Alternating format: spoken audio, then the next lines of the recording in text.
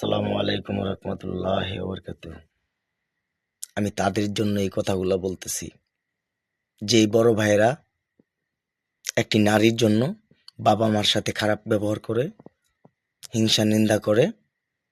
আপনার কি সেই এই বড় ভাইরা আপনাদেরকে বলতেছি শুনেন, সেই বাবা মা, আপনি যদি কোনো অসুস্থতা হন না, যার জন্য বাবা মার সাথে খারাপ ব্যবহার করতেছেন, তিনি আপনাকে ছেড়ে চলে যাবে, কিন্তু বাবা মা যাবে না। কথাটা মেমোরিতে ঢুকাইন। আপনাকে এত ভালোবাসে যে এই বাবা মা, সেই বাবা মাকে আপনি কিভাবে রাখতে পারেন অবহেলায় অন্য নারীর জন্য? বলি ওই বড় বোনদের, তোমার বাবা মা তোমাকে জন্ম দিয়েছে অন্য ছেলের সাথে পালায়া যাওয়ার জন্য নয়। বাবা মাকে মাইনা শ্রদ্ধা সে বাবা মা যেইখানে দেয়া, তোমার বাবা মা তোমার খারাপ চাইবে না।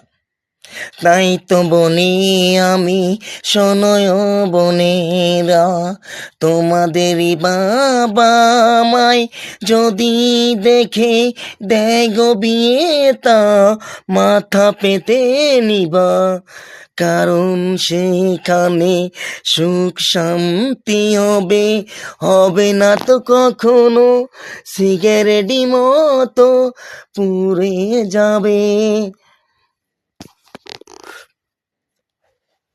তুষের আগুন যেমন বুকে জ্বলে, নিভি নিভি করে জ্বলে যে, আমরা কত খারাপ ভেবেছি কি কখনো, কেমন করে পারি কষ্ট দিতে।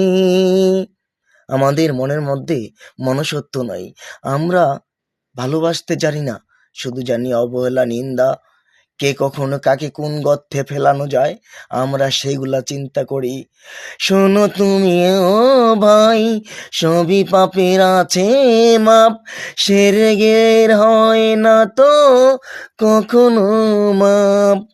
তাই চলো আসি মনে নিয়ে ঈমান, যাব কবরে থাকবে শুধু ঈমান আমল যে। থাকবে না তো টাকা পয়সা, মনে রাখিও ও ভাইয়া,